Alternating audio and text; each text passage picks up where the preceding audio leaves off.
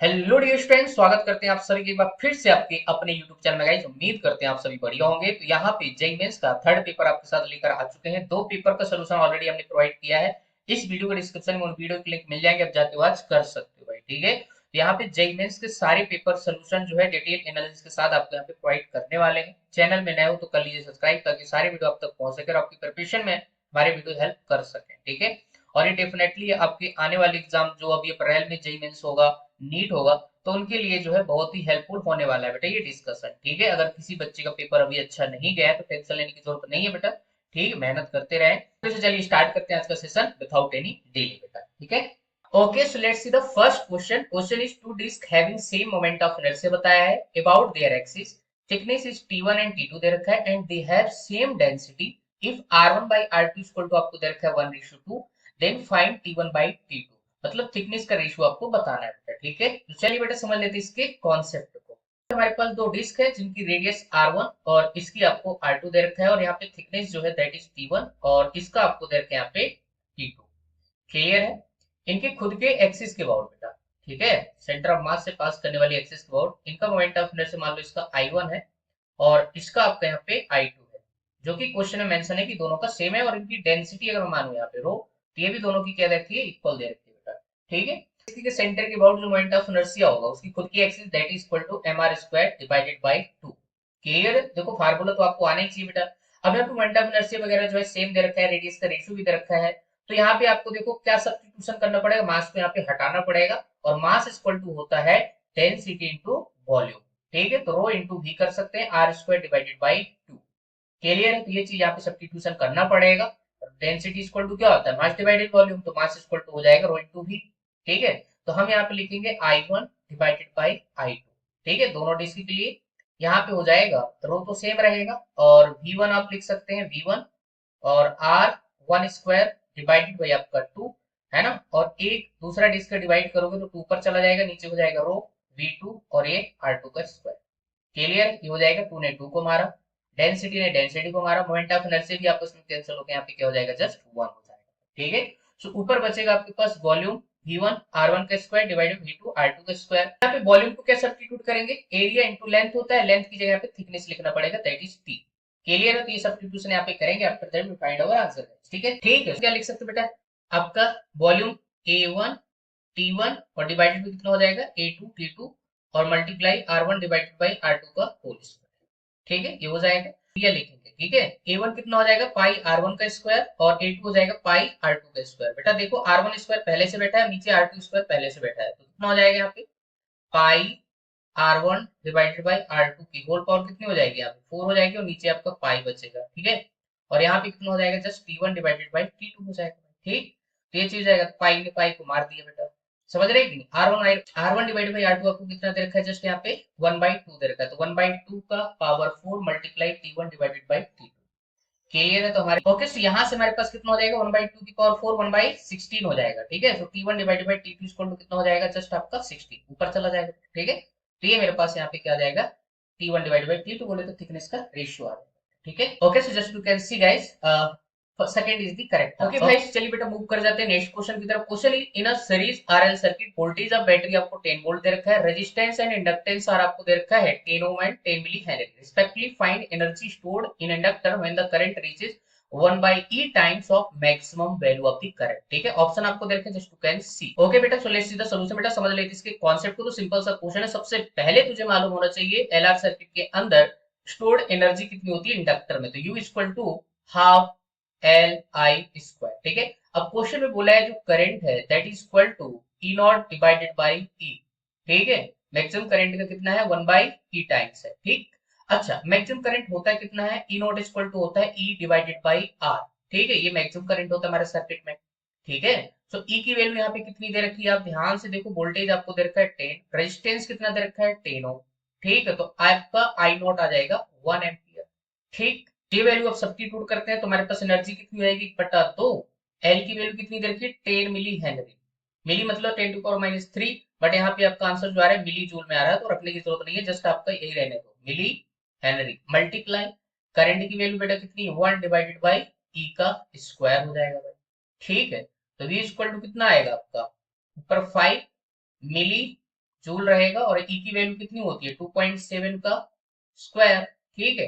तो 5 divided by, यहाँ पे जब इसको सॉल्व करेंगे तो हमारे पास आ जाएगा 0.67 मिली जूल के अप्रॉक्स आंसर आपको मिल जाएगा। दैट इज आपका first is the correct answer, ठीक। Okay, dear students, our next question is in a potentiometer null point for two resistance R1 R2 is at 40 centimeter as shown in figure आपको बताया है। If 16 ohm resistance is connected in parallel to R2 then null point is at 50 centimeter then R1 and R2 are respectively। ठीक, तो let's see the solution. बेटा समझ लेते इसके concept को, तो तुझे आधी बात तो समझ आ गई होगी, ठीक है। तो यहाँ पे आपके पास नल पॉइंट जो आ रहा है दैट इज 40 सेंटीमीटर, तो यहाँ से कितने पे आ जाएगा आपका 60 सेंटीमीटर पे, ठीक है। ये चीज हो जाएगी क्योंकि टोटल कितने का होता है आपका वायर 100 सेंटीमीटर का, ठीक है। तो फर्स्ट कंडीशन के अकॉर्डिंग क्या लिखेंगे R1 डिवाइडेड बाई 40 और इधर कितना हो जाएगा R2 डिवाइडेड बाई आपका 60, राइट। तो हमारे पास जो R1 डिवाइडेड बाई R2 आ जाएगा, R1 डिवाइडेड बाई R2, देखो जीरो ने जीरो को मार दिया तो इधर हो जाएगा कितना 4/6, तो आपका 2/3 आ जाएगा, ठीक। तो आपके पास 3R1 इक्वल टू कितना हो जाएगा आपके पास 2R2। फर्स्ट कंडीशन के अकॉर्डिंग अपने को ये रिजल्ट यहाँ पे मिल जाएगा, इसको बाद में अपन यूटिलाइज करेंगे, राइट। अब उसने सेकेंड कंडीशन में बोला है कि भैया if 16 ohm is connected in parallel to R2, यहाँ पे बेटा जोड़ दो आप, ऐसे जोड़ दो इसके साथ कितना ओम 16 ओम।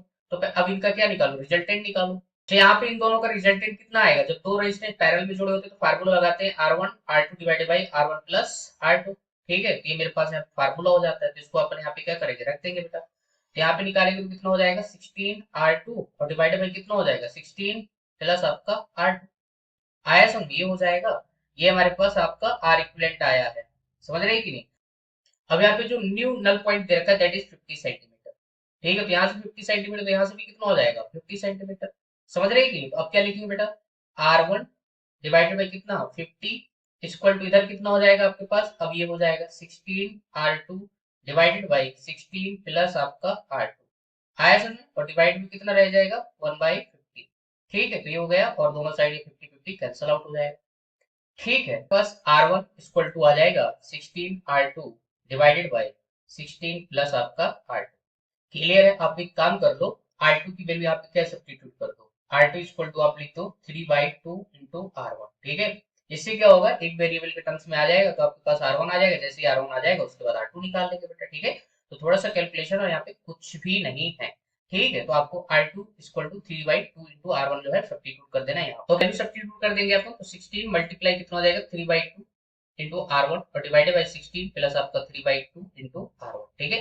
ये कट जाएगा तो आपके पास कितना बचेगा ऊपर 8, तो R1 इक्वल टू इधर कितना हो जाएगा बेटा, चाहो तो ऊपर ऊपर इसको निपटा दो, R1 भी निपट गया और साथ में यहाँ पे R1 भी इधर से निपट जाएगा बेटा, ठीक है। तो इधर जाएगा तो 16 प्लस आपका कितना हो जाएगा 3/2 R1 और इधर कितना हो जाएगा 24, ठीक है। ये चीज हो जाएगी बेटा, इधर ले जाओ इसको 3/2 R1 इक्वल टू कितना हो जाएगा 24 माइनस 16, तो इधर कितना बचेगा आपका 8 बच जाएगा, ठीक है। तो अब यहाँ से कितना हो जाएगा बेटा R1 इक्वल टू हो जाएगा ऊपर जाएगा 2 नीचे आ जाएगा 3, ठीक है। तो R1 इक्वल टू कितना आ जाएगा 16 डिवाइडेड बाई आपका 3 ओ, ठीक है। तो मेरे पास क्या आ जाएगा R1 की वैल्यू आ जाएगी, हमारे पास R2 इक्वल टू कितना हो जाएगा 3/2 इंटू R1, ठीक है। 3/2 R1 की वैल्यू आपके पास 16 डिवाइडेड बाई आपका 3 दे रखा है, 3 ने 3 को मार दिया, ठीक है। आपका 16 जो है 2 से कैंसिल हो जाएगा, तो यहाँ पे 8 ओम आ जाएगा, राइट। तो R2 की वैल्यू कितनी आ जाएगी जस्ट 8 ओम आ जाएगी बेटा यहाँ से, ठीक है। R1 आपको 16 डिवाइडेड बाई 3 ओम आ जाएगा, ठीक है। देख लीजिए कौन सा बेस्ट कौन सा आंसर मैच कर रहा है। सो यहाँ पे देख लीजिए बेटा फर्स्ट तो नहीं होगा, सेकंड भी नहीं होगा, हाँ थर्ड में देखिए 16/3 और यहाँ पे आपका कितना दे रखा है 16 ओम दे रखा है बेटा, बट यहाँ पे जो है डाटा जो है गलत है, यहाँ पे 8 ओम होना चाहिए बेटा, ठीक है। आपके सामने सॉल्व किया है तो बाई मिस्टेक यहाँ पे हो सकता है, क्योंकि जैसा भी हमारे पास पेपर है तो उसके अकॉर्डिंग तो इसका ऑप्शन जाना चाहिए बेटा थर्ड ही जाएगा, ठीक है। ओके भाई, चलिए मूव कर जाते हैं बेटा नेक्स्ट क्वेश्चन की तरफ। Question is in the given situation force at centre on 1 kg mass is F1 दे रखा है। Now if 4m and 3m is interchange the force is F2, ठीक है। सो आपको गिवन क्या है F1 divided by F2 equal to 2 divided by square root alpha, find alpha आपको बताना, ठीक है। ऑप्शन आपको दे रखा है जस्ट कैन सी गाइस बेटा। So let's see the solution बेटा, समझ लेते हैं इसके कांसेप्ट को। तो स्टार्टिंग में यहाँ पे जो सेंटर मास रखा है दैट इज आपका 1 kg है ना, और इस पूरे सिस्टम की वजह से यहाँ पे 1 kg पे लगने वाला फोर्स आपका F1 दे रखा है। इसके बाद 3m और 4m को इंटरचेंज करते हैं तब आपका फोर्स जो है F2 दे रखा है। तो यहाँ पे F1 रेशियो F2 आपको यहाँ पे कुछ दे रखा है, तो वहाँ पे अल्फा की वैल्यू आपको बताना है। दिस इज योर क्वेश्चन, ठीक है। तो यहाँ पे बेटा समझ गया, आपके पास ग्रेविटेशन फोर्स की बात करें तो ग्रेविटेशन फोर्स होता है क्या है Gm1 m2 डिवाइडेड बाय आपका r square, r is nothing but this is the distance between two masses, ठीक है। अब यहाँ पे आपको m2 की वैल्यू आप सपोज कर सकते हो 1 kg जो सेंटर पे रखा हुआ है, तो हमारे पास कितना हो जाएगा Gm1 जस्ट है ना, और डिवाइडेड बाय r स्क्वायर। और बेटा यहाँ पे अगर मैं सपोज करूँ ये आर है, ठीक है, आर की वैल्यू कितनी हो जाएगी, अगर मान लो ये स्क्वायर का साइड ए है तो आपके पास आ जाएगा a√2 डिवाइडेड बाई 2।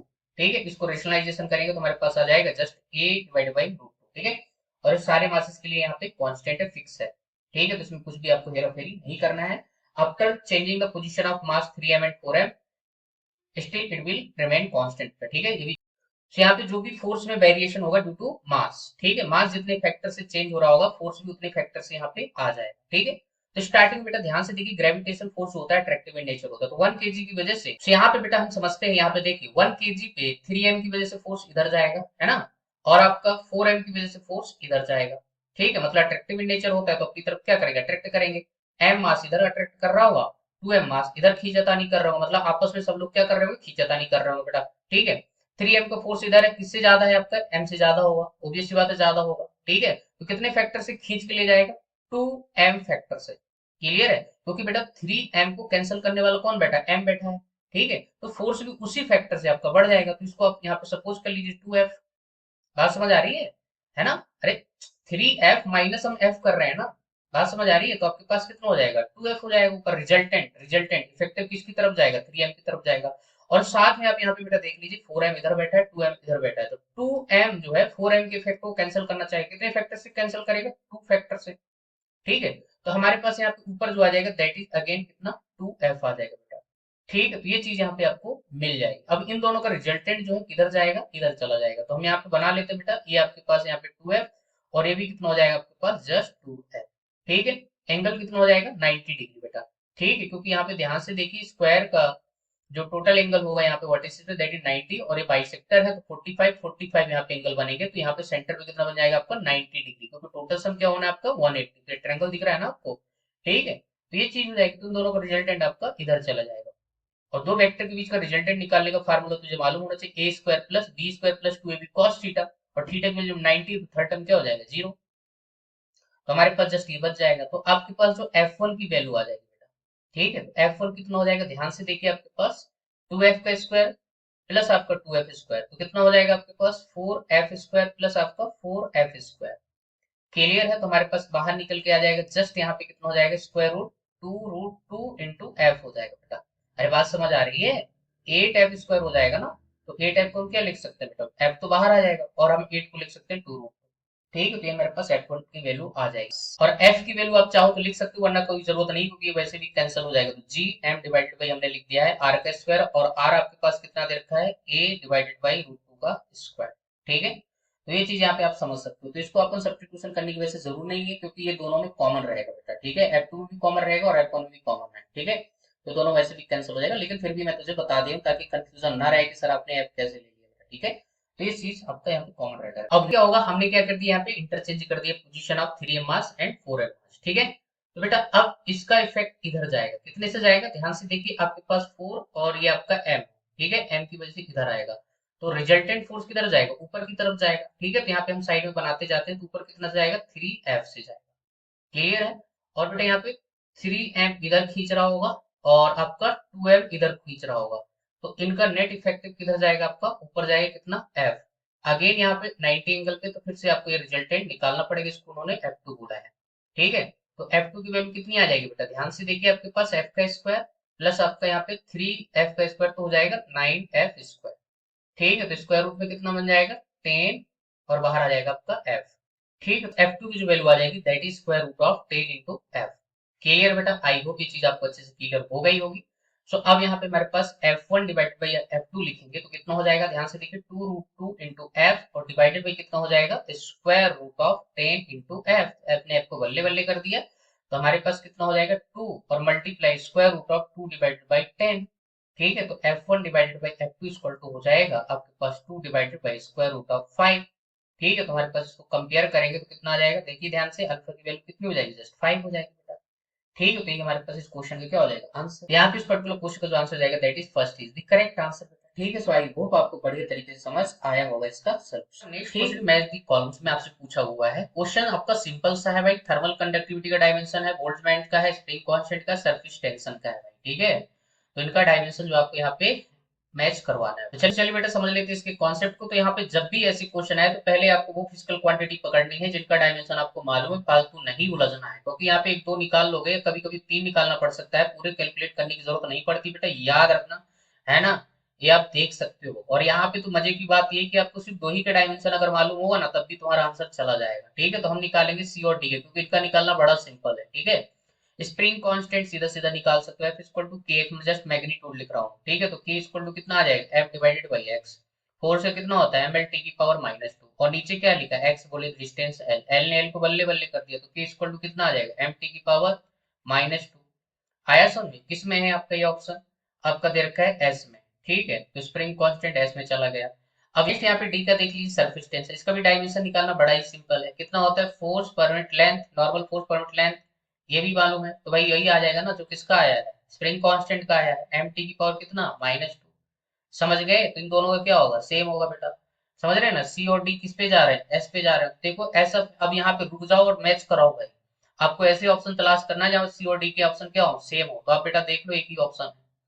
अरे है ना मजे की बात, तो इसका ऑप्शन कौन सा चला जाएगा, फर्स्ट चला जाएगा। बाकी कैलकुलेट करने की जरूरत नहीं है बेटा, टाइम पास करने की जरूरत नहीं है, तो थोड़ा सा जो है दिमाग भी चलाते रहना बीच बीच। ठीक है, और फिलहाल अगर देखो और भी पूछा जाता तो आप निकाल सकते हो, थर्मल कंडक्टिविटी का निकालने का आपको फार्मूला बता देता हूँ, D Q by D T equal to कितना होता है बेटा, आपके पास के ए, और यहाँ पे डी टी डिवाइडेड बाई कितना हो जाएगा, डी एक्स, है ना, ये आपका टेम्परेचर ग्रेडियंट, या फिर सीधे सीधे लिख सकते हो के ए डेल्टा टी डिवाइडेड बाई आपका नीचे लेंथ आ जाएगा। ठीक है, यहाँ से आप निकाल सकते हो थर्मल कंडक्टिविटी का डायमेंशन। ठीक है, और रही बात बोल्ट्जमैन का, तो बोल्ट्जमैन का भी निकाला जा सकता है बेटा, यहाँ पे आपके पास PV equal to N R T से आप देख सकते हो, यहाँ से आर का निकाल लोगे, और आपके पास जैसे ही आर का आ जाएगा तो यहाँ पे के इक्वल टू कितना हो जाएगा आपके पास, just R divided by N A, N A का तो कोई डायमेंशन नहीं होगा क्योंकि तो एवोगाड्रो नंबर है, तो आप ऐसे समझ सकते हो जो आपके पास आर का होगा वही बोल्ट्जमैन कांस्टेंट के इक्वल यहाँ पे डायमेंशन आ जाएगा। ठीक है, तो ये जस्ट है ना, तो ये सिंपल सा है, वैसे भी आपको क्लास में चीजें बेटा कराई जाती है, इसलिए डायमेंशन को जो हल्के में ना ले बेटा,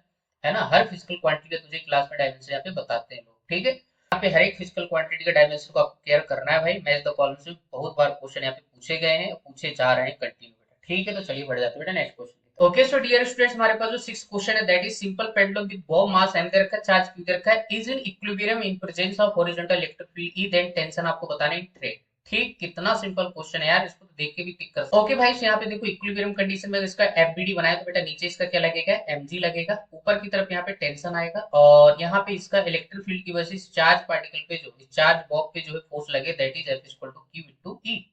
ठीक है, तो बेटा टेंशन इधर है, अब ये दोनों फोर्स देखो कितने एंगल पे, यहाँ पे 90 पे, ऐसा देखो ना, ये आपका यहाँ पे क्यूवी और नीचे कितना लग रहा है आपका mg, 90 एंगल पे है, तो इनका रिजल्टेंट किधर जाएगा, इधर जाएगा। ठीक है, तो एफ नेट इधर जाएगा ना, इन दोनों का कितना हो जाएगा, स्क्वायर रूट ऑफ mg का स्क्वायर प्लस आपके पास ई का स्क्वायर हो जाएगा बेटा। आया समझ, और एक इसकी इक्वल है, इधर आपका टेंशन को बैलेंस कर रहा है टी। ठीक है, तो टेंशन की वैल्यू जस्ट क्या हो जाएगी आपके पास, second is correct answer. So अब नेक्स्ट क्वेश्चन है, disk m1 equal to 5 kg दे रखा है, रेडियस आपको r1 इक्वल टू 10 सेंटीमीटर दे रखा है। ओके, एंड डिस्क m2 जो है, m2 इक्वल टू दे रखा है 10 kg and radius r2 equal to 50 centimetre, right, are arrange as shown in figure बताया, find moment of inertia about an axis through common tangent and parallel to the plane of the disc. Okay, option आपको दे रखे just to can see. Okay, so now we have to calculate the moment of inertia of this system about this axis बेटा। ठीक है, अब यहाँ पे ध्यान से देखो, इसका खुद के एक्सिस का मोमेंट ऑफ इनर्शिया, ठीक है, इनका निकालना पड़ेगा। ठीक है, मासेज यहाँ पे अलग अलग है, तो इसका आपको रेडियस दे रखा है कितना, आपको 10 सेंटीमीटर, और इसका दे रखा है आपको यहाँ पे 50 सेंटीमीटर। क्लियर है, इसका मास आपको दे रखा है यहाँ पे 5 केजी, और इसका यहाँ पे दे रखा है आपको 10 केजी, राइट। ठीक है, तो इसका मोमेंट ऑफ इनर्शिया आप I1 मान लो, और इसका कितना मान लो, I2 मान लो। ठीक है, सो I1 इक्वल टू कितना हो जाएगा बेटा, ध्यान से देखिए, सबसे पहले इसका सेंटर ऑफ मास से मालूम होना चाहिए, पैरेलल एक्सिस थ्योरम लगा रहे हैं भाई। ठीक है, इसका डायमीटर वाला, समझ रहे हैं ना, क्योंकि अब यहाँ पे डिस्क जो है आपका ऐसे रखा हुआ है, तो इस केस में डायमीटर से आएगा, डायमीटर से आपको कितना आता है, M R square by 4। Clear, तो यहाँ पे लिखेंगे m1 r1 प्लस आपके पास यहाँ पे एम डी स्क्वायर, तो एम डी स्क्वायर कितना हो जाएगा, m1, आपके पास डिस्टेंस कितनी देर की, ये आपका 10 सेंटीमीटर, तो आपका just M R one square हो जाएगा। क्लियर है, दिस इज अवर I1। ठीक है, सिमिलर आप I2 निकाल लीजिए, तो कितना हो जाएगा, m2 r2 का स्क्वायर डिवाइडेड बाई 4 प्लस आपके पास m2 r2 का स्क्वायर। ठीक है, ये हमारे पास क्या हो जाएगा, I2 हो जाएगा। ठीक, अगर आइडेंटिकल होता तो थोड़ा इजी हो जाता, हम डायरेक्ट लिख देते एक कर उससे मल्टीप्लाई कर देते, बट यहाँ पे दोनों अलग अलग दे रखा है, मास भी अलग है, रेडियस भी अलग है, तो उसके हिसाब से आपको ऐसे करना पड़ेगा। यहाँ पे बेटा सबसे पहले I1 निकाल लीजिए, बाद में जो आंसर है उसको जोड़ दीजिए, फिर एक साथ कर सकते हो, कोई दिक्कत नहीं भाई, ठीक है। यहाँ पे I1 को थोड़ा सॉल्व करेंगे तो कितना होगा, एलसीएम करेंगे तो ऊपर हो जाएगा 5m1r1 स्क्वायर डिवाइडेड बाई 4, है ना। कई लोग ये फार्मूला ही अगर याद था तो डायरेक्ट कर सकते थे, अदरवाइज यहाँ पे पैरेलल एक्स थ्योरम लगा के भी आप निकाल सकते हो, ठीक है। I2 हमारे पास कितना हो जाएगा, आपके पास 5m2r2 का स्क्वायर डिवाइडेड बाई आपका 4, ठीक। अच्छा, I1 के लिए हम यहाँ पे सॉल्व कर रहे हैं तो बेटा 5 डिवाइडेड बाई 4, M1 की वैल्यू यहाँ पे 5 दे रखा है, R1 इक्वल टू कितना दे रखा है आपका 10 सेंटीमीटर, तो हम लिख सकते हैं 10 multiply 10 to power minus 2, metre में लिखना पड़ेगा, ठीक है, ऐसा यूनिट में, और की पावर 2, ठीक है। ये हो जाएगा आपके पास 5 5 सा 25 डिवाइडेड बाई 4, और अंदर बेटा आपके पास बच जाएगा 10 टू पावर माइनस 1 का स्क्वायर, तो 10 टू पावर माइनस 2, ठीक है, केजी मीटर स्क्वायर, ठीक है। ये आपके पास क्या आ जाएगा, जस्ट I1 आ गया। अब यहाँ पे I2 भी आप सॉल्व कर लीजिए, तो I2 इक्वल टू कितना हो जाएगा, देखिए तो 5 डिवाइडेड बाई 4 मल्टीप्लाई M2 आपको दे रखा है कितना 10 केजी, और multiply 50 multiply 10 to power minus 2 का स्क्वायर, ठीक है। तो ये हो जाएगा बेटा, तो आपके पास यहाँ पे 50 डिवाइडेड बाई 4 और मल्टीप्लाई 10 टू पावर कितना हो जाएगा, यहाँ पे देखो 5 का स्क्वायर तो 25, और 10 टू पावर यहाँ पे क्या बचेगा, -1 का स्क्वायर तो 10 टू पावर -2, ठीक है। तो ये चीज निकल के आ जाएगी केजी मीटर स्क्वायर में, ठीक। अब इन दोनों को भाई सॉल्व कर लीजिए, रिजल्टेंट आ जाए। Okay, so after substituting the values हमारे पास यहाँ पे आ जाएगा 25 by 4 multiply 10 to power -2 common, और अंदर बचेगा 1 प्लस आपका 50, तो कितना हो जाएगा आपके पास 51, क्लियर, ये चीज हो जाएगी, और यहाँ पे 25 और डिवाइडेड बाई 4, और ये हो जाएगा 10 टू पावर माइनस का 2 मीटर स्क्वायर। थोड़ा सिंप्लीफाई कर लेंगे तो हमारे पास 51 डिवाइड बाई 4 ऊपर 25 और 10 टू पावर -2 नीचे आएगा तो 100, है ना, 25 फोर से आपका 100, ठीक है। तो 51 डिवाइडेड बाई कितना हो जाएगा, 4 फोर से 60 केजी मीटर स्क्वायर, ठीक है। तो ये हमारे पास क्या हो जाएगा इस पर्टिकुलर क्वेश्चन का आंसर। ओके, सो यहाँ पे जो, तो यहाँ पे ऑप्शन जाएगा दैट इज आपका fourth is the correct answer है, ठीक है। सो आई होप आपको सोल्यूशन क्लियर है भाई। तो चलिए मूव कर जाते हैं बेटा नेक्स्ट क्वेश्चन की तरफ। Question is in adiabatic process the temperature reduces to 1/4 and volume increases to 8 times, find adiabatic constant of the gas option. Let's see the solution बेटा, समझ लेते हैं इसके कांसेप्ट को। तो यहाँ पे एडियाबैटिक प्रोसेस होती क्या है, पीवी की power gamma equal to constant, ठीक है। बट यहाँ पे आपको क्या दे रखा है, टेम्परेचर चेंज करके दिया है, वॉल्यूम चेंज करके दिया है, तो इसको आपको किसमें कन्वर्ट करना पड़ेगा, प्रेशर को हटाना पड़ेगा, टेम्परेचर और वॉल्यूम के टर्म्स में लाना पड़ेगा। तो हम लगा सकते हैं PV equal to N R T, ठीक है। तो प्रेशर को आपको क्या कर देना है, रिप्लेस कर देना है भाई किससे, टेम्परेचर से, है ना, और वॉल्यूम से। तो हमारे पास प्रेशर इक्वल टू आ जाएगा पी डायरेक्टली पोस्टेड हो जाएगा T divided by V, N R तो वैसे भी कांस्टेंट, यहाँ पे सब्स्टिट्यूट करेंगे हमारे पास कितना हो जाएगा टी, और वी की पावर वी ऊपर जाएगा तो गामा -1 इक्वल टू कितना हो जाएगा आपके पास यहाँ पे कांस्टेंट, ठीक है। तो हम इसको लिख सकते हैं T1 V1 की power gamma -1 equal to T2 V2 की पावर गामा -1, ठीक है। T1 जो है आपका T सपोज कर लो, यहाँ पे सपोज कर लो भाई T1 इक्वल टू T, और T2 जो दे रखा है that is equal to T का कितना पार्ट 1/4 पार्ट दे रखा है, राइट। वॉल्यूम स्टार्टिंग में V1 मान लो, तो V1 इक्वल टू V, और V2 की वैल्यू यहाँ पे क्या बोल रहा है 8 टाइम्स ऑफ V, ठीक है। तो ये चीज यहाँ पे बोला है, तो बेटा सब्स्टिट्यूट कर दो, रेशियो कर लीजिए T1 divided by T2 equal to हो जाएगा आपके पास V2 डिवाइडेड बाई V1 की होल पावर गामा -1, ठीक। तो T1 कितना लिखेंगे आप, T लिख दो, ठीक है, और T2 की जगह कितना लिखेंगे T/4, तो आपका 4 ऊपर जाएगा, नीचे बचेगा T जस्ट, ठीक है। T ने T को मार दिया, और V2 की जगह कितना पुट कर देंगे 8V, और डिवाइडेड बाई नीचे V होल पावर गामा -1, ठीक है। तो V ने V को मार दिया बेटा, ठीक है। तो इस चीज को मैं यहाँ पे साइड में सॉल्व कर देता हूँ, तो हमारे पास कितना हो जाएगा भाई 4 इक्वल टू 8 की पावर गामा -1, ठीक है। 4 को क्या लिख सकते हैं 2 की पावर 2, और यहाँ पे 8 को क्या लिख सकते हैं 2 की पावर यहाँ पे हो जाएगा 3 गामा -1, ठीक है। तो अब इसको क्या करो बेटा, पावर को कंपेयर कर लो, देख लो दोनों साइड बेस सेम है, तो पावर क्या हो जाएगी इक्वल, तो 2 इक्वल टू कितना हो जाएगा 3 गामा माइनस आपका 3, क्लियर है। तो आपका जो है 3 इधर आएगा तो प्लस का हो जाएगा, तो गामा इक्वल टू हो जाएगा जस्ट 5/3, क्लियर है। देख लो बेटा बात समझ आ गई, अरे 3 इधर जाएगा तो 3 + 2 5, और ये डिवाइड में आ जाएगा तो कितना हो जाएगा 5/3, ठीक है, तो अब देख लीजिए कौन सा ऑप्शन है फर्स्ट। यहाँ से आपके पास third is the correct answer जो है चला जाएगा। ठीक है guys, let's see the next question. बेटा बढ़िया क्वेश्चन है। Question is 6 charges 4 plus Q and 2 minus Q are present at circle of radius R and centered at origin as the figure बताया। Okay, electric field at origin आपको बताना है भाई। और ऐसा ही क्वेश्चन इससे पहले भी बेटा पुराने क्वेश्चन पेपर में आया हुआ है, बट वहां पे थोड़ा सा अलग था, एंगल वगैरह चेंज करके दिया था, बट क्वेश्चन ऐसा ही था बेटा। ठीक है, ओके। सो चलिए बेटा समझ लेते हैं इसके कॉन्सेप्ट को। तो सिंपल सा है, कोई बड़ी बात नहीं है। हमें सेंटर पे चाहिए electric field due to all charges which are present at the perimeter of this circle. ठीक है, अब बेटा यहाँ पे ध्यान से देखिए, सेंटर पे यहाँ से स्टार्ट करें। ठीक है, इस चार्ज की वजह से बेटा एक चीज आपको समझनी है, electric field due to positive charge. ठीक है, प्लस से दूर, अगर माइनस चार्ज है तो माइनस की तरफ। ये चीजें जब तक नहीं आएंगे आप क्वेश्चन टैकल नहीं कर पाओगे। ठीक है, डायरेक्शन के बारे में इंफॉर्मेशन होना बहुत जरूरी है जब आप किसी वेक्टर क्वांटिटी को डील कर रहे होते हो। ठीक है, तो बेटा इस चार्ज की वजह से इलेक्ट्रिक फील्ड सेंटर पे किधर आएगी, प्लस से दूर, मतलब इधर आएगी। और यहाँ पे कौन सा बेटा माइनस, तो माइनस की वजह से भी इधर ही आ जाएगी। ठीक है, तो इन दोनों की वजह से इलेक्ट्रिक फील्ड यहाँ पे क्या हो जाएगी, ऐड हो जाएगी बेटा। मैग्नीट्यूड वाइज दोनों का सेम रहेगा, क्योंकि दोनों चार्जेस का मैग्नीट्यूड क्या है, सेम है, और डिस्टेंस भी दोनों की क्या है, सेम है। ठीक है, मतलब सारे चार्जेस सिमेट्रिकल रखे हुए हैं। तो प्लस क्यू और माइनस क्यू की वजह से इलेक्ट्रिक फील्ड यहाँ पे ऐड हो जाएगी। इसको आप चाहो तो बोल सकते हो बेटा E1। ठीक है, अच्छा अब यहाँ पे बेटा ये वाला चार्ज देखो, तो इसकी वजह से इलेक्ट्रिक फील्ड इधर, ठीक है, सेंटर की तरफ ही रहेगी। और माइनस क्यू की तरफ आपका ये वाला हो जाएगा, माइनस क्यू की वजह से इधर हो जाएगी। ठीक है, तो इसको चाहो तो आप E2 बोल सकते हो बेटा। ठीक है, नेक्स्ट, इस पॉजिटिव चार्ज की वजह से यहाँ पे इलेक्ट्रिक फील्ड सेंटर में किधर होगी, इधर होगी। ठीक है, नीचे की तरफ। और इसकी वजह से किधर होगी, नीचे की तरफ। ठीक है, away from the positive charge.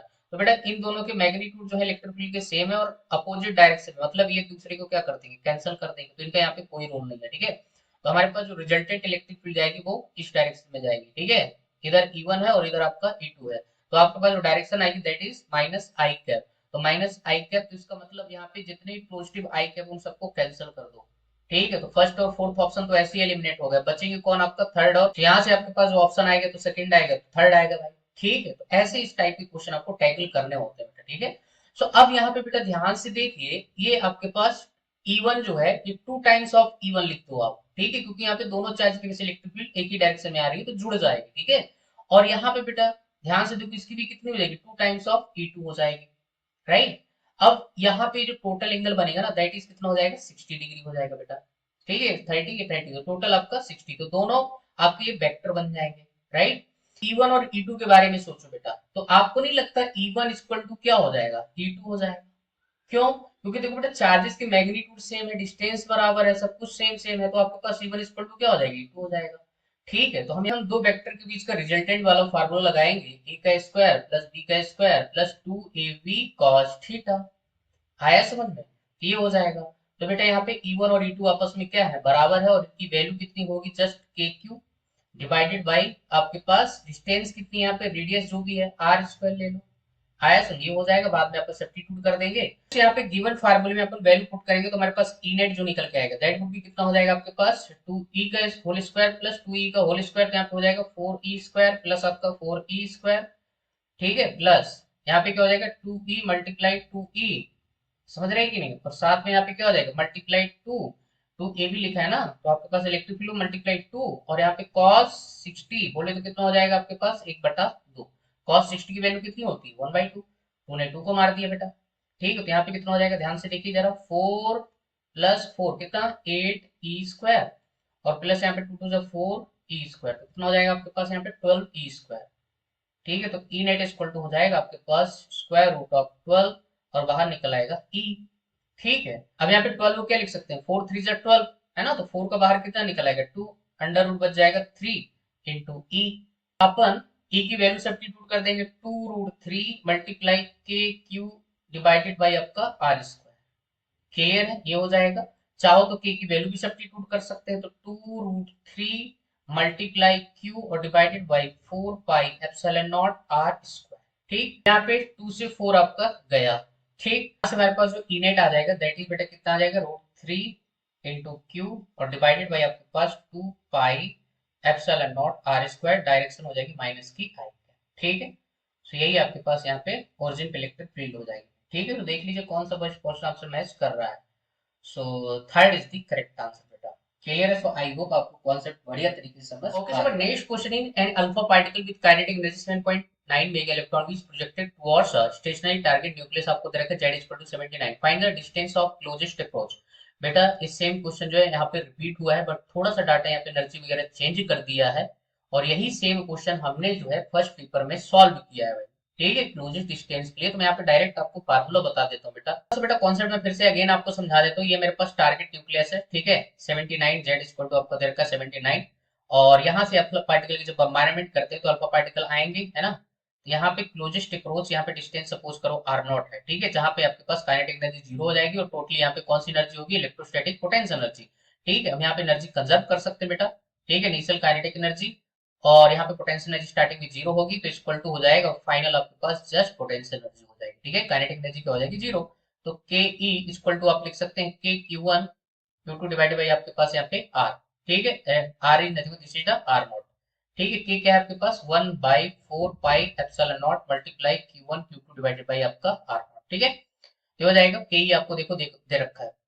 Kinetic energy आपको दे रखा है 79 तो हमारे पास R नॉट इक्वल टू हो जाएगा के की वैल्यू कितनी होती है 9 मल्टीप्लाई 10 पावर यहाँ पे 9 और Q लिख सकते हैं यहाँ पे 2 की चार्ज ऑन अल्फा पार्टिकल और मल्टीप्लाई यहाँ पे न्यूक्लियस पे चार्ज हो जाएगा Z इंटू E और डिवाइडेड बाई आपके पास यहाँ पे काइनेटिक एनर्जी बोले तो 7.9 मेगा इलेक्ट्रॉन वोल्ट। ठीक है, इसको सॉल्व करना, after that you will find your answer. ठीक है, यहाँ पे आपका वैसे भी ई की कट जाएगा, आया समझ। मेगा का मतलब 10 टू पावर 6 रख देना, ई की वैल्यू 1.67 10 टू पावर माइनस का 19 कूलम रख देना। ठीक है, आपके पास आंसर जो है आ जाए। ओके, सो नेक्स्ट क्वेश्चन, ये planet A having density rho दे रखा है, radius capital R, has escape velocity 10 kilometre per second, right. Find the escape velocity of planet B having density of radius both 10% that of planet ए।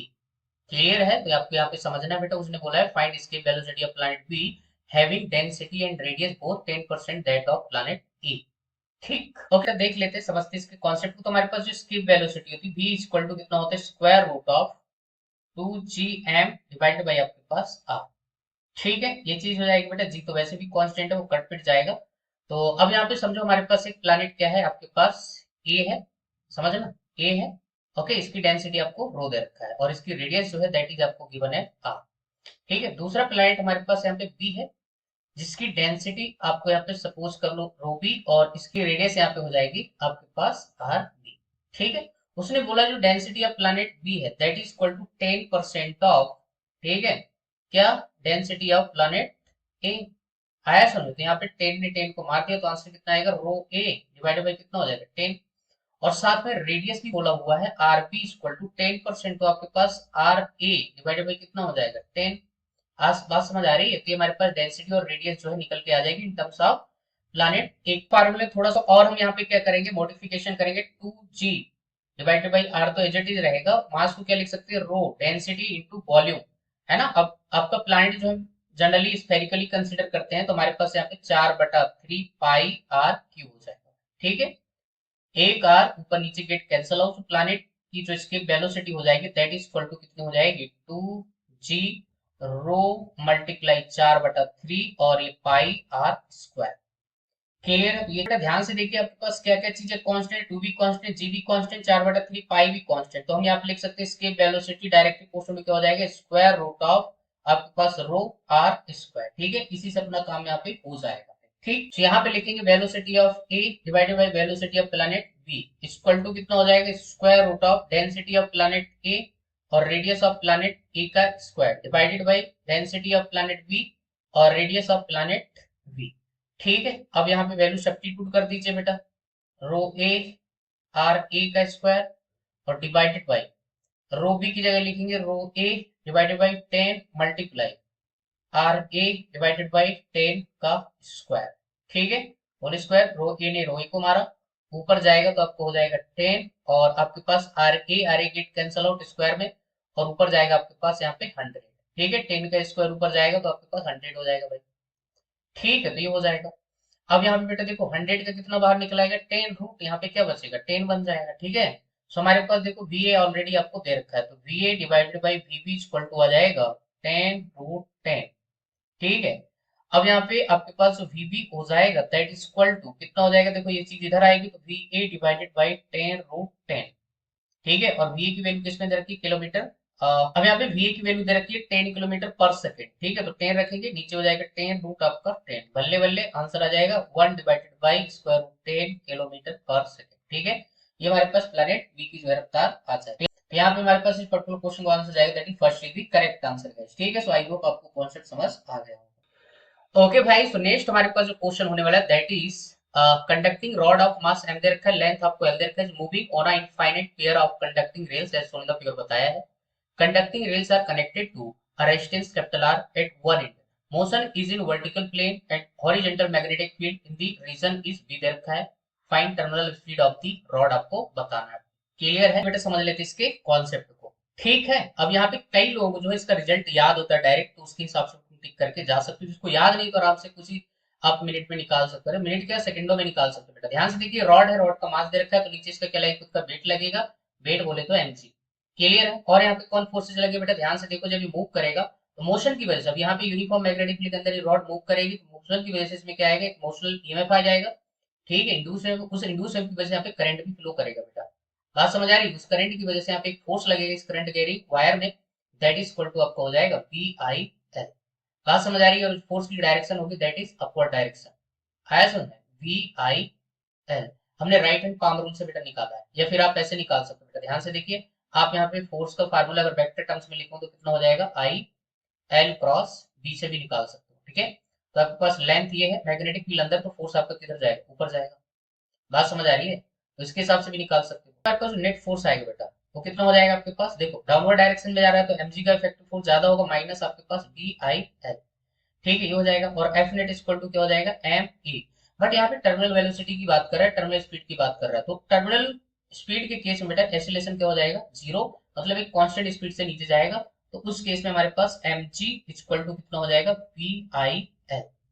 बात समझ आ रही है, तो ये इक्वेशन यहाँ पे निकल के आ जाएगी बेटा आपके सामने, ठीक। यहाँ पे देखो स्पीड तो हमें दिख नहीं रहा है, तो स्पीड दिखाते हैं ना बेटा, यहाँ से निकालेंगे इंड्यूस वेव, तो इंड्यूस वेव रॉड में कितना आएगा, वी वी एल, ठीक है। अगर इंड्यूस में आ जाएगा तो करंट कितना आ जाएगा, यहाँ पे रेजिस्टेंस आपको दे रखा है तो कितना हो जाएगा, ई डिवाइडेड बाई आर, ठीक है। तो V V L divided by कितना हो जाएगा, आर।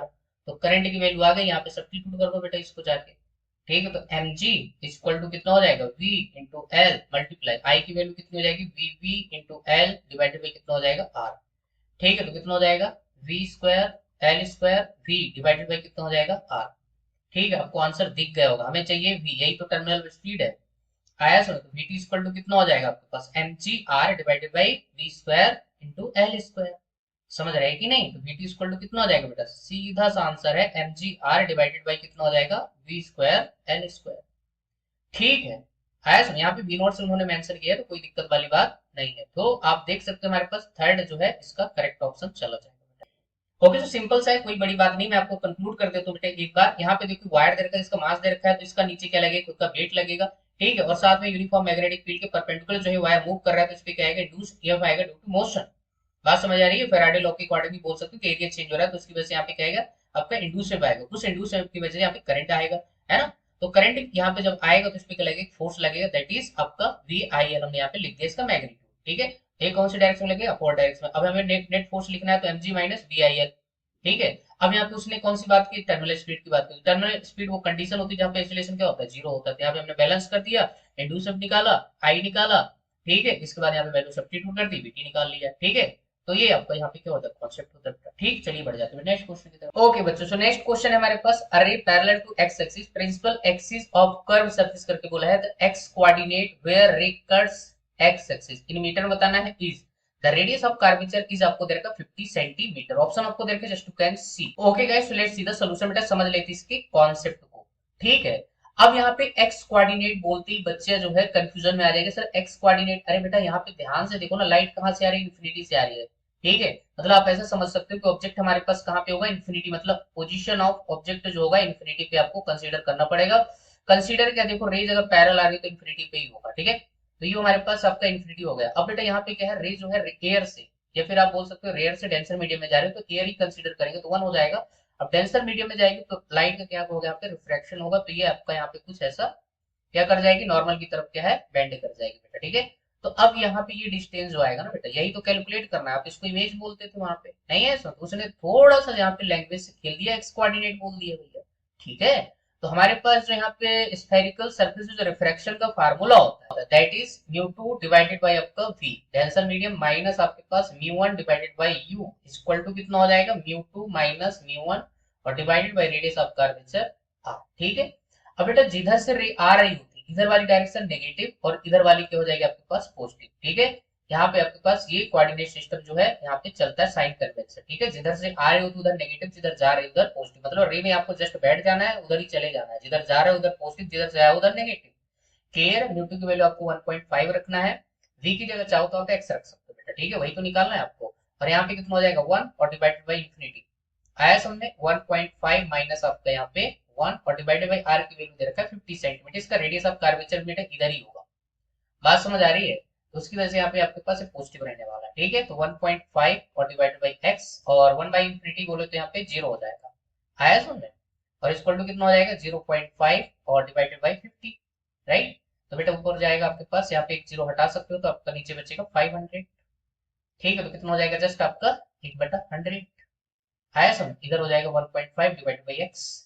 ठीक, तो हमारे पास ये हो जाएगा x की वैल्यू कितनी आ जाएगी 1.5 मल्टीप्लाई आपका 100। ये सेंटीमीटर में मीटर में करने के लिए क्या करोगे 10 टू पावर माइनस 2 बोले तो 100 से भाग लगा दोगे तो आपका बल्ले बल्ले, तो x इक्वल टू कितना आ जाएगा 1.5 मीटर। आया समझ में? तो यहाँ पे इस पर्टिकुलर क्वेश्चन का आंसर जाएगा that is first is the correct answer, x coordinate आपका 1.5 मीटर हो जाएगा। ओके बच्चों, चलिए मूव कर गए बेटा नेक्स्ट क्वेश्चन की तरफ। sinusoidal electromagnetic wave is given by E equal to 20 sin into 2 by 300 into x minus 10 to power 6 into p, right? Propagating in a non-magnetic material. Non-magnetic material का मतलब है यहाँ पे म्यू आर की value जो हो जाएगी दैट इज 1। ठीक है, डाइलेक्ट्रिक कांस्टेंट ऑफ मटेरियल आपको बताना है भाई। ऑप्शन आपको दे रखे just you can C. Let's see the solution बेटा, समझ लेते हैं इसके कॉन्सेप्ट। तुम्हारे पास जो वेग की रफ्तार होती है दैट इज इक्वल टू कितना होता है omega divided by K, coefficient of time divided by coefficient of X equal to हम इसको लिख सकते हैं c divided by n। c क्या है speed of light in air medium divided by refractive index of that medium. ठीक है, c और डिवाइडेड बाय स्क्वायर रूट क्या लिख सकते हैं म्यू r और एप्सिलॉन r। ठीक है, अब यहाँ पे म्यू r की वैल्यू क्या हो जाएगी 1 हो जाएगी। क्यों? क्योंकि यहाँ पे नॉन मैग्नेटिक मीडियम बोला हुआ है बेटा। ठीक है, हमें निकालना है एप्सिलॉन r, बोले तो डाइलेक्ट्रिक कांस्टेंट आपके पास यहाँ पे निकालना है। राइट, अच्छा ओमेगा आपको कितना दे रखा है बेटा, ध्यान से देखिए। ओमेगा जो है किसका कोएफिशिएंट है आपका टाइम का, तो हो जाएगा 10 टू पावर 6। ठीक है, और k की वैल्यू कितनी है 2 डिवाइडेड आपके पास 300। 2 डिवाइडेड बाई 300 करेंगे तो 300 आपका ऊपर चला जाएगा। बात समझ आ रही है? अब ये किसकी इक्वल है बेटा, इस पूरे टर्म की इक्वल है। ठीक है, और c की वैल्यू कितनी होती है तो हम यहाँ पे थोड़ा सा लिख देते, नहीं कंफ्यूज हो जाओगे क्या कर रहे हैं। 10 टू पावर 6 300 और डिवाइडेड बेटा हो जाएगा 2 इक्वल टू c की वैल्यू 3 मल्टीप्लाई 10 टू पावर 8 और डिवाइडेड बाय आपके पास square root of epsilon r। Mu r की वैल्यू तो 1 हो गई ना। ठीक है, तो 10 टू पावर 8 तो आपका गया और साथ में 3 भी गया। आया समझ? तो आपको नहीं लगता ऊपर का मामला सब खत्म, नीचे कितना हो जाएगा तो अपन निपट लेंगे। आया समझ में? एप्सिलॉन r, तो एप्सिलॉन r दोनों साइड के स्क्वायर करोगे तो कितना आ जाएगा 4 आ जाएगा। ठीक है, तो आपका 4 इज द करेक्ट आंसर। कितना सिंपल क्वेश्चन। ओके गाइस, तो चलिए बढ़ जाते हैं बेटा नेक्स्ट क्वेश्चन की तरफ। Question is combination of lenses are arrange in case first and case second as shown in figure बताया भाई। बढ़िया क्वेश्चन बनाया है भाई। ठीक है, आपको यहाँ पे बताना है magnification in two cases are m1 and m2 दे रखा है, then find out the magnitude of ratio of m1 to the m2। Right, ये चीज आपको यहाँ पे दे रखी है। तो चलिए समझ लेते हैं बेटा इसके कॉन्सेप्ट को। तो यहाँ पे देखो लेंस कॉम्बिनेशन से बढ़िया क्वेश्चन बना दिया है। आपको दोनों फार्मूले यहाँ पे पढ़ाए जाते हैं कि जब लेंस कांटेक्ट में हो तो फोकल लेंथ क्या होगी कॉम्बिनेशन की, जब आपके कुछ डिस्टेंस पे रखे हो तो आपके पास रिजल्टेंट फोकल लेंथ क्या होगी। ठीक है, तो चलिए बेटा सबसे पहले फर्स्ट केस में अपन बात कर लेते हैं। ठीक है, तो सबसे पहले फर्स्ट केस में आपके पास जो एफ इक्विवेलेंट आ जाएगी that is 1 by F equivalent equal to 1 by f1 plus 1 by f2। ठीक है, दो ही लेंस और होते तो आप ऐसे लिखते जाते। राइट, तो हमारे पास यहाँ पे 1 by F equivalent equal to कितना हो जाएगा, देखो फर्स्ट लेंस की फोकल लेंथ आपके पास 5 सेंटीमीटर दे रखा है, यहाँ पे 5 रखे। साइन कन्वेंशन भी करना पड़ेगा बेटा। कॉन्वेक्स की जो फोकल लेंथ होती है ना ये आपके पास पॉजिटिव हो जाएगी और ये आपके पास कॉनकेव लेंस की फोकल लेंथ नेगेटिव हो जाएगी बेटा। ठीक है, तो माइनस के यहाँ पे क्या लिखोगे 1/4। अरे बेटा साइन कन्वेंशन तुझे आना चाहिए, फोकल लेंथ जब तक साइन कन्वेंशन मालूम नहीं होगा तो गलती कर देगा। याद रखना एलसीएम लेगा तो कितना आएगा आपका एलसीएम 20 आ जाएगा, ऊपर जाएगा 4 इधर जाएगा 5। तो एफ इक्विवेलेंट वैल्यू कितनी आ जाएगी बेटा माइनस का 20 सेंटीमीटर। बोलो इतनी बात समझ आई कि नहीं? ठीक है, तुम्हारे पास फर्स्ट केस में जो आपके पास फोकल लेंथ कॉम्बिनेशन क्या है दैट इज -20 सेंटीमीटर। बोले तो कैसा बिहेव करेगा पूरा सिस्टम, कॉनकेव लेंस की तरह बिहेव करेगा। अरे माइनस तो यही बता रहा है ना कि कॉनकेव लेंस की तरह बिहेव करेगा भैया। ठीक है, ये बात हो गई। अब यहाँ पे u इक्वल टू होगा माइनस का 10 सेंटीमीटर लेना पड़ेगा बेटा, रियल ऑब्जेक्ट है आपके पास, ठीक है। अच्छा, अब यहाँ पे कई लोग क्या करेंगे ना, इमेज की पोजीशन निकालने बैठ जाएंगे, तो वो करने की जरूरत नहीं है, पता है तुझे, u मालूम है, f मालूम है, और मैग्निफिकेशन का फार्मूला होता है क्या, आपके पास v divided by u in case of lens, ठीक है। अब यहाँ पे v निकालने की जरूरत नहीं है, आप ऐसा करो, v को रिप्लेस कर दो, किससे, u और f से, फार्मूला लगा लो ना, 1/f इक्वल टू कितना होता है, 1/v माइनस आपका कितना, 1/u, ठीक है। यहाँ से आपके पास 1/v इक्वल टू कितना हो जाएगा बेटा, यहाँ पे निकाल लो, 1/f प्लस आपका कितना हो जाएगा, 1/u, ठीक है। एलसीएम वगैरह ले लीजिए, इसको जब सॉल्व करेंगे तो ऊपर जाएगा uf और divided by u plus f हो जाएगा, ठीक है। इस वैल्यू को यहाँ पे सब्स्टिट्यूट कर दीजिए, तुम्हारे पास जो मैग्निफिकेशन का फार्मूला आएगा बेटा, ध्यान से देखिए कितना हो जाएगा, हम v की वैल्यू यहाँ पे सब्स्टिट्यूट करने जा रहे हैं भाई, ठीक है। तो आपके पास आ जाएगा formula f divided by f plus just u हो जाएगा बेटा, ठीक है। अरे एक यू कैंसिल हो जाएगा ना ऊपर नीचे, ठीक है। तुम्हारे पास मैग्निफिकेशन का formula in terms of focal length और पोजीशन ऑफ ऑब्जेक्ट के टर्म्स में आ गया, तो आपको भाई इमेज की पोजीशन निकालने की जरूरत नहीं है, ठीक है। इस फार्मूले में जो है अपन वैल्यू सब्स्टिट्यूट करेंगे and will find the magnification, right. Okay, so यहाँ से हम निकालेंगे m1, और यहाँ पे f1 बोले तो आपके पास जो f इक्विवेलेंट आई है दैट इज -20, और नीचे -20, और माइनस यहाँ पे क्या लिखोगे बेटा आप, 10 लिखोगे, ठीक है। तो कितना हो जाएगा, -20 और divided -30, minus minus get cancel out, तो आपके पास आंसर कितना आ जाएगा, 2/3 आ जाएगा, ठीक है, ये हो जाएगा। तो ये मेरे पास m1 को यहाँ पे डब्बा बंद करके अभी लिख देते हैं, अभी m2 आपको यहाँ पे कैलकुलेट करना पड़ेगा बेटा। सेकंड केस की बेटा अपन बात कर लेते हैं, बट यहाँ पे प्रॉब्लम क्या है, अब यहाँ पे 1/f इक्विवेलेंट नहीं निकाल पाएंगे, क्योंकि लेंसेज जो है अलग अलग दे रखे हैं, तो दोनों से ऑब्जेक्ट की पोजीशन क्या होगी, अलग अलग होगी, तो उसके हिसाब से पोजीशन ऑफ इमेज भी आपका अलग अलग आएगा बेटा, ठीक है। तो यहाँ पे आप क्या करोगे, ये वाला फार्मूला लगाओगे, वन लगाएंगे 1/f equal to 1/v minus 1/u, ठीक है। तो यहाँ पे भाई फर्स्ट लेंस जो है आपके पास कॉन्वेक्स है, तो यहाँ पे f की वैल्यू कितनी है, 5 सेंटीमीटर इक्वल टू, इसको लिखेंगे 1/v1 माइनस, यहाँ पे कितना हो जाएगा, माइनस माइनस प्लस, और ये आपके पास 10 सेंटीमीटर दे रखा है फर्स्ट लेंस के लिए, ठीक है। तो हमारे पास यहाँ पे क्या हो जाएगा, 1/v1 इक्वल टू आपके पास हो जाएगा 1/5 माइनस 1/10, चाहते तो हमने जो फार्मूला v का निकाला तो उसके अकॉर्डिंग भी डायरेक्ट लिख सकते थे बेटा, ठीक है। तो आपके पास यहाँ पे 10 एलसीएम आ जाएगा, ऊपर जाएगा 2 माइनस 1, ठीक। तो v1 इक्वल टू कितना आएगा, 10 डिवाइडेड बाई 1, तो बोले तो 10 सेंटीमीटर आपका v1 आ जाएगा, ठीक है।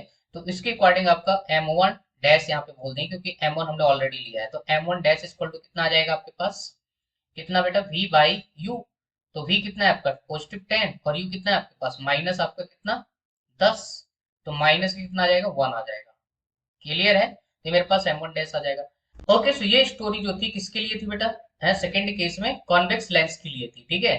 तो अब ये जो v1 आया है ना, ये v1 जो है सेकंड कॉन्केव लेंस के लिए किसका काम करेगा, वर्चुअल ऑब्जेक्ट का काम करेगा बेटा, क्लियर है। तो देखिए यहाँ पे थोड़ा सा समझते हैं डायग्राम में, जो आपको गिवन है, इधर ध्यान दो बेटा, ठीक है। ये यहाँ से ऑब्जेक्ट जो है 10 सेंटीमीटर पर रखा है, और इमेज इसकी वजह से कहाँ पे बन रही है, 10 सेंटीमीटर से इसके ऑप्टिकल सेंटर से यहाँ पे बन रही है, रियल एंड इन्वर्टेड, ठीक है। अब बेटा यहाँ पे ध्यान से देखो, दोनों lens are separated distance 1 centimetre, तो आपको ये 1 सेंटीमीटर माइनस करोगे तो हमारे पास इसके ऑप्टिकल सेंटर से जो इसकी पोजीशन आएगी बेटा, इस v1 की, दैट इज इक्वल टू कितना हो जाएगा आपके पास 9 सेंटीमीटर, और ये जो इमेज है इसके लिए ऑब्जेक्ट का काम करेगी, लेकिन कौन सा वाला, वर्चुअल ऑब्जेक्ट, और वर्चुअल ऑब्जेक्ट में पॉजिटिव साइन लेना है बेटा आपको, क्लियर है। फोकल लेंथ इसकी क्या हो जाएगी, नेगेटिव हो जाएगी, तो इसकी वजह से हम यहाँ पे v2 इमेज यहाँ पे फॉर्म करेंगे, और उसकी वैल्यू कैलकुलेट करेंगे, उसके अकॉर्डिंग यहाँ पे मैग्निफिकेशन आपको फाइनल इमेज की यहाँ पे मिल जाएगी बेटा, ठीक है। तो दोनों मैग्निफिकेशन जो आपके पास ये m1 आई है, और यहाँ से निकलेगी m2, है ना। m1 डैश हमने माना है, इसकी अपन मान लेंगे m1 डबल डैश, ठीक है। तो दोनों को प्रोडक्ट करा देंगे, उसके बाद आपके यहाँ पे आ जाएगी m2, ठीक है। उसके बाद हम रेशियो ले लेंगे बेटा। तो आई होप यार ये चीज आपको समझ आई हो बेटा। देखो प्रॉब्लम ये हो रही है कि दोनों लेंसेज क्या करती हैं, अलग अलग रखती हैं, तो उसकी वजह से ऑब्जेक्ट की पोजीशन भी चेंज हो जाएगी, है ना। उसकी वजह से यहाँ पे क्या हो जाएगा, पोजीशन ऑफ इमेज भी अलग अलग बनेगी, है ना। तो इसकी वजह से यहाँ पे इसके हमने दो मैग्निफिकेशन कैलकुलेट करना पड़ेगा बेटा। समझ गए क्या कॉन्सेप्ट, ठीक है। तो बहुत ही जोरदार क्वेश्चन था बेटा, ठीक है। तो यहाँ से हम निकालेंगे, मैं डायरेक्ट फार्मूला लगा रहा हूँ, v2 इक्वल टू हमारे पास कितना हो जाएगा, uf divided by u plus f, ठीक है। u की जगह आपको सब्स्टिट्यूट करना है क्या, v1 f और divided by v1 plus f, ठीक है।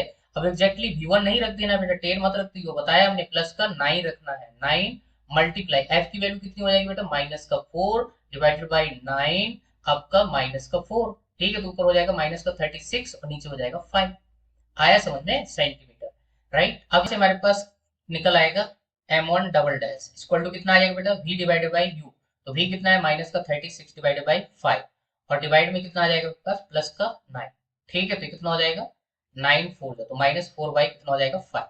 ठीक है, अब यहाँ से हमारे पास सेकंड केस में जो मैग्निफिकेशन निकल के आएगी m1 dash multiply m1 double dash equal to कितना हो जाएगा बेटा, -1 मल्टीप्लाई माइनस का 4/5, तो इक्वल टू हो जाएगा 4/5। ठीक, अब यहाँ पे इसको आप बोल दो m2, यही हमारे पास m2 है। अब जो क्वेश्चन में बोला गया है mod of m1 divided by m2 equal to कितना हो जाएगा बेटा, 2 डिवाइडेड बाई 3 है ना, ऊपर जाएगा 5 नीचे बचेगा 4। समझ गए, तो हमारे पास कितना बन जाएगा 5, और आपका 2 से ये 4 गया तो नीचे आ जाएगा आपके पास 6। ठीक है, तो 5/6 आपके पास यहाँ पे निकल के आ जाएगा। ठीक, तो इस पर्टिकुलर क्वेश्चन का जो आंसर जाएगा that is first is the correct answer भाई। ठीक है, तो ये था whole story about this question भाई। ठीक है, अभी भी कोई डाउट हो तो मुझे कमेंट सेक्शन में बेटा जरूर बताना भाई। ठीक है, बढ़िया तरीके से समझाने की कोशिश की कि चीज एकदम भाई। ओके भाई, चलिए मूव करते हैं आज के आखिरी क्वेश्चन की तरफ। Question is in the given logic circuit shown in the figure, inputs A B C and D are applied as shown in figure बताया है। LED is connected at the output in which of the following combination with the LED glow. Clear है, option आपको दे रखे हैं, just you can see भाई। Okay guys, so let's see the solution. बेटा समझ लेते हैं इसके कॉन्सेप्ट को, तो बहुत ही प्यारा क्वेश्चन है, कई लोग इसमें कंफ्यूज हो जाएंगे भाई। ठीक है, पता है कैसे, अभी बताते हैं बेटा, ध्यान से देखो। यहाँ पे सी और डी जो है कहाँ पे लगी हुई, यहाँ पे एन टाइप। ठीक है, अब देखो एलईडी जो होता है, आपको ये भी मालूम होना चाहिए, एलईडी जो होता है फॉरवर्ड बायस में क्या करता है, वर्क करता है। तो यहाँ पे आपके पास क्या होना चाहिए, लो वोल्टेज होना चाहिए, और यहाँ पे क्या होना चाहिए, हाई वोल्टेज होना चाहिए बेटा। सबसे पहले एलईडी का वर्किंग प्रिंसिपल मालूम होना चाहिए। देखो कितना प्यारा क्वेश्चन पूछ लिया यार। इसका मतलब यहाँ पे लो मतलब 0 आपका आना चाहिए, और यहाँ पे हाई मतलब आपका क्या आना चाहिए, 1 आना चाहिए। ठीक है, तो इससे यहाँ पे ये पता चलता है, देखो यहाँ पे इसका अगर मैं आउटपुट लिखता हूँ यहाँ पे, तो कितना हो जाएगा, ये नॉर गेट लगा हुआ है, तो नॉर गेट में क्या हो जाएगा, सी प्लस डी का होल बार। आया समझ में। तो अब यहाँ पे ऑप्शन में देख लीजिए, अब यहाँ पे सी और डी को मैं दोनों को अगर 0 लेता हूं, तो 0 + 0 का बार इक्वल टू क्या आ जाएगा, 1 आ जाएगा, जो कि ये हो नहीं सकता। इसका मतलब फर्स्ट ऑप्शन एलिमिनेट हो गया बेटा। क्लियर है, सेकंड ऑप्शन भी क्या हो जाएगा, एलिमिनेट हो जाएगा। समझ रहे कि नहीं। तो अब यहाँ पे थर्ड ऑप्शन की करस्पॉन्डिंग अगर बात करें, तो यहाँ पे सी की वैल्यू 1 है, डी की वैल्यू 0, तो 1 + 0 1 आएगा, 1 का बार करोगे तो 0 हो जाएगा। तो यहाँ पे पॉसिबिलिटी है थर्ड ऑप्शन जाए, बट यहाँ पे भी ए और बी भी देखना पड़ेगा आपको। ठीक है, ऐसे नहीं बोल सकते। इसके बाद अगर फोर्थ ऑप्शन देंगे, तो सी की वैल्यू 1 है, डी की वैल्यू 1 है। ठीक है, तो यहाँ पे 1 + 1 1 हो जाएगा, 1 का बार करेंगे तो आपके पास 0 हो जाएगा। मतलब यहाँ पे दो ऑप्शन की पॉसिबिलिटी बन रही, थर्ड और फोर्थ। लेकिन अब इनमें डिसाइड करना है कि कौन सा ऑप्शन जाएगा, उसके लिए आपको यहाँ पे देखना पड़ेगा बेटा। ठीक है, तो ये चीज यहाँ पे, और लेकिन ये मस्ट है कि भैया आउटपुट यहाँ पे क्या होना चाहिए, यहाँ पे। ठीक है, क्योंकि एन टाइप सेमीकंडक्टर है और ये आपका पी टाइप है, तो पी टाइप हायर होना चाहिए और एन टाइप क्या होना चाहिए आपका, लो होना चाहिए। ठीक है, मतलब सीधी सी बात है, फॉरवर्ड बाइसिंग। तो आपके पास ये 0 आना चाहिए, तो पक्का हो गया। ठीक है, अब यहाँ पे देख लेते बेटा, ये क्या हो जाएगा, ए बार, ये हो जाएगा आपका बी बार। तो यहाँ पे कितना आ जाएगा, क्योंकि ये भी कौन सा गेट है आपके पास, नॉर गेट। तो ए का बार बी का बार का होल बार। ठीक है, थोड़ा सॉल्व करिए, ए का बार प्लस बी का बार का whole bar, De Morgan theorem लगाएंगे यहाँ पे, तो कितना हो जाएगा, ए का डबल बार डॉट बी का डबल बार, तो कितना हो जाएगा, ए डॉट जस्ट बी आ जाएगा बेटा।